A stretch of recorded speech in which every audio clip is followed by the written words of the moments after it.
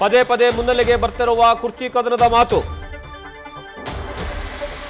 Break ಹಾಕಲು ಯತ್ನಿಸಿದ್ರೂ ಸಹ ಕಡಿವಾಣ ಬೀಳ್ತಾನೆ ಇಲ್ಲ ಹೇಳಿಕೆಗಳಿಗೆ. ಸಿಎಂ ಬಣದ ಹೇಳಿಕೆಗಳಿಗೆ ಡಿಸಿಎಂ ಬಣದಿಂದ ಕೌಂಟರ್ ಕೊಡಲಾಗ್ತಾ ಇದೆ. ಈ ನಡುವೆ ಚಿಂತೆಯಲ್ಲಿ ಮುಳುಗಿದ್ದಾರಾ ಡಿಸಿಎಂ ಡಿಕೆ ಶಿವಕುಮಾರ್. ಇವತ್ತು ಕಲಾಪ ನಡೆಯುವಂತಹ ಸಂದರ್ಭದಲ್ಲಿ ಡಿಸಿಎಂ ಡಿಕೆ ಶಿವಕುಮಾರ್ ಅವರು ಭಾಗಿಯಾಗಿದ್ರು.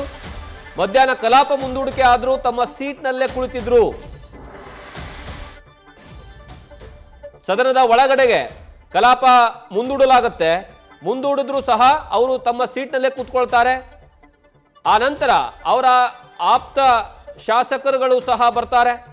ಆ ಸಂದರ್ಭದಲ್ಲಿ ಬರೋಬ್ಬರಿ 15 ನಿಮಿಷಗಳ ಕಾಲ ಆಪ್ತ ಶಾಸಕರ ಜೊತೆಗೆ ಡಿಸಿಎಂ ಡಿಕೆ ಶಿವಕುಮಾರ್ ಅವರು ಚರ್ಚೆಯನ್ನ ಮಾಡ್ತಾರೆ.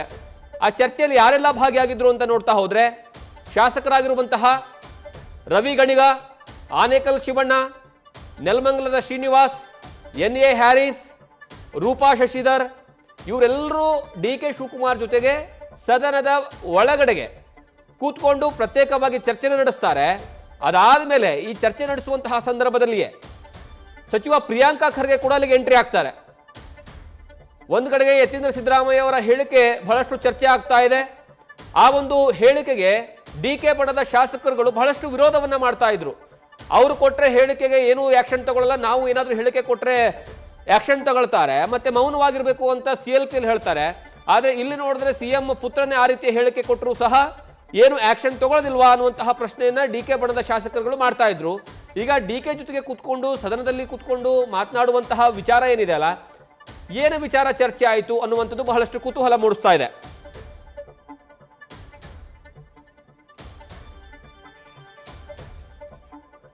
ಇನ್ನು ಈ ಬಗ್ಗೆ ಹೆಚ್ಚಿನ ಮಾಹಿತಿನ ನಮ್ಮ ಪ್ರತಿನಿಧಿ ಹರೀಶ್ ಅವರು ಕೊಡ್ತಾರೆ. ಹರೀಶ್, ಸದನದ ಒಳಗಡೆ ಕೂತ್ಕೊಂಡು ಸದನ ಮುಂದೂಡಿಕೆ ಆದರೂ ಸಹ ಒಳಗಡೆ ಕೂತ್ಕೊಂಡು ಆಪ್ತ ಶಾಸಕರ ಜೊತೆಗೆ ಚರ್ಚೆಯನ್ನ ಮಾಡಿದರೆ ಅನ್ನುವಂತಹ ವಿಚಾರ ಗೊತ್ತಾಗ್ತಾ ಇದೆ. ಹಾಗಾದ್ರೆ ಏನೆಲ್ಲ ಚರ್ಚೆ ಆಗಿರಬಹುದು?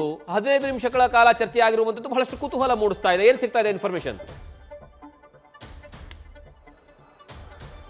ಜಗದೀಶ್, ಬಹಳ ಮುಖ್ಯವಾಗಿರುವಂಥದ್ದು ನಾಯಕತ್ವ ಗೊಂದಲ ಚರ್ಚೆ ಬೆನ್ನಲ್ಲೇ ಕೂಡ ಡಿಸಿಎಂ ಡಿಕೆ ಶಿವಕುಮಾರ್ ಅವರು ಫುಲ್ ಆಕ್ಟಿವ್ ಆಗಿರುವಂತೆ ಕಾಣಿಸ್ತಾ ಇದೆ. ಇವತ್ತು ಅಧಿವೇಶನ ಸಂದರ್ಭದಲ್ಲೂ ಕೂಡ ತಮ್ಮ ಆಪ್ತರ ಜೊತೆಗೆ ಸರಣಿ ಸಭೆಗಳನ್ನ ನಡೆಸುವಂಥದ್ದು, ಮಾತುಕತೆ ನಡೆಸುವಂಥದ್ದು, ಲವಲವಿಕೆಯಿಂದ ಹೋಗಿ ಮಾತನಾಡಿಸುವಂಥದ್ದು, ಅವರಿರುವಂಥ ಜಾಗಕ್ಕೆ ತೆರಳಿ ಹೋಗಿ ಕುಶಲೋಪರಿ ಮಾತನಾಡುವಂಥದ್ದು, ಇವೆಲ್ಲವೂ ಕೂಡ ಡಿಸಿಎಂ ಡಿಕೆ ಶಿವಕುಮಾರ್ ಅವರು ಕೂಡ ನಡೆ ಕಂಡು ಬಂದಿರುವಂಥದ್ದು. ಇವತ್ತು 2 ಗಂಟೆ ಸುಮಾರಿಗೆ ಭೋಜನ ವಿರಾಮದ ಸಂದರ್ಭದಲ್ಲಿ ಬ್ರೇಕನ್ನು ಕೂಡ ಕೊಟ್ಟಿದ್ರು. ಕಲಾಪವನ್ನು ಮುಂದೂಡಿಕೆ ಆಯಿತು 1 ಗಂಟೆಗಳ ಕಾಲ. ಆ ನಡುವೆ ಕಲಾಪ ಮುಂದೂಡಿಕೆ ಆದರೂ ಕೂಡ ಡಿಸಿಎಂ ಡಿಕೆ ಶಿವಕುಮಾರ್ ಅವರು ವಿಧಾನಸಭೆಯಲ್ಲೇ ಕುಳಿತುಕೊಂಡು ಮಾತುಕತೆಯನ್ನು ನಡೆಸಿದ್ರು. ತಮ್ಮ ಆಪ್ತ ಶಾಸಕರಾಗಿರುವಂತಹ ನೆಲಮಂಗಲ ಶ್ರೀನಿವಾಸ ಆಗಿರ್ಬೋದು, ಗುಬ್ಬಿ ಒಂದು ನೆಲಮಂಗಲ ಶ್ರೀನಿವಾಸ ಜೊತೆಗೆ ಆನೇಕಲ್ ಶಿವಣ್ಣ ಆಗಿರ್ಬೋದು, ಮತ್ತು ರೂಪಾ ಶಶಿಧರ್, ಹೀಗೆ ಹಲವು ಶಾಸಕರ ಜೊತೆ ಸುದೀರ್ಘವಾಗಿ ಮಾತುಕತೆಯನ್ನು ನಡೆಸ್ತಾ ಇದ್ರು. ಈ ಒಂದು ಹಂತದಲ್ಲಿ ಸಚಿವ ಪ್ರಿಯಾಂಕರ್ಗೆ ಕೂಡ ಆ ಒಂದು ಸ್ಥಳಕ್ಕೆ ತೆರಳುತ್ತಾರೆ. ಅಲ್ಲಿ ಕೂಡ ಅವರು ಕೂಡ ಭಾಗಿಯಾಗ್ತಾರೆ. ಒಂದು 6-7 ಜನ ಕೂಡ ಈ ಒಂದು ಚರ್ಚೆ ಸಂದರ್ಭದಲ್ಲಿ ಭಾಗಿಯಾಗ್ತಾರೆ. ಸುಮಾರು 15-20 ನಿಮಿಷಗಳ ಕಾಲ ಅವರು ಅಲ್ಲೇ ಕೂಡ ಕುಳಿತಿರ್ತಾರೆ.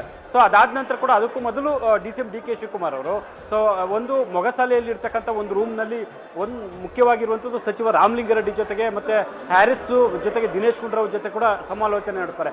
ಹಾಗಾಗಿ ಡಿಸಿಎಂ ಡಿಕೆ ಶಿವಕುಮಾರ್ ಅವರು ಇವತ್ತು ತಮ್ಮ ಆಪ್ತರ ಜೊತೆಗೆ ನಿರಂತರವಾಗಿ ಸಭೆ ನಡೆಸುವಂಥದ್ದು, ಮಾತುಕತೆ ನಡೆಸುವಂಥದ್ದು ಕೂಡ ಕಂಡು ಬರ್ತಾ ಇತ್ತು. ಮಗದೊಂದು ಕಡೆ ಎಲ್ಲೊಂದು ಕಡೆ ಯತೀಂದ್ರ ಸಿದ್ದರಾಮಯ್ಯ ಅವರು ಬೆಳಗ್ಗೆ ಅಷ್ಟೇ ಹೇಳಿಕೆಯನ್ನು ಕೊಟ್ಟಿದ್ರು. ಅವರು ಮುಂದುವರೆದೇ ಹೊರಿತಾರೆ, ಯಾವುದೇ ಕಾರಣಕ್ಕೂ ಬದಲಾವಣೆ ಇಲ್ಲ ಸಿಎಂ ಸಿದ್ದರಾಮಯ್ಯ ಅವರು ಅನ್ನುವಂಥ ವಿಚಾರ.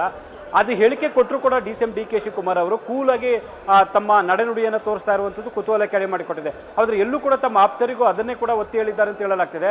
ಯಾವುದೇ ಕಾರಣಕ್ಕೂ ಪ್ರತಿ ಹೇಳಿಕೆಗಳನ್ನ ಕೊಡಬೇಡಿ ಅನ್ನುವಂಥ ಮಾತನ್ನ ಡಿಸಿಎಂ ಡಿಕೆ ಶಿವಕುಮಾರ್ ಅವರು ಆಪ್ತ ಬಳಗಕ್ಕೆ ಸೂಚನೆ ಕೊಟ್ಟಿದ್ದಾರೆ ಅಂತ ಹೇಳಲಾಗ್ತಿದೆ. ಹಾಗಾಗಿ ಯಾರು ಕೂಡ ಅಷ್ಟಾಗಿ ಹೇಳಿಕೆ ಕೊಡೋದಕ್ಕೆ ಮುಂದೆ ಬರ್ತಿಲ್ಲ ಅನ್ನುವಂಥದ್ದು ಕೂಡ ಗೊತ್ತಾಗ್ತಿದೆ. ಈ ಹಿನ್ನೆಲೆಯಲ್ಲಿ ಡಿಸಿಎಂ ಡಿಕೆ ಶಿವಕುಮಾರ್ ಅವರು ಫುಲ್ ಆಕ್ಟಿವ್ ಆಗಿರುವಂಥದ್ದು. ಜಗದೀಶ್, ಥ್ಯಾಂಕ್ ಯು ಹರೀಶ್ ನಿಮ್ಮೆಲ್ಲ ಮಾಹಿತಿಗಾಗಿ. ನ್ಯೂಸ್ ಫಸ್ಟ್ ನಿರ್ಭೀತಿಯಿಂದ ನಿಮ್ಮ ಪರವಾಗಿ.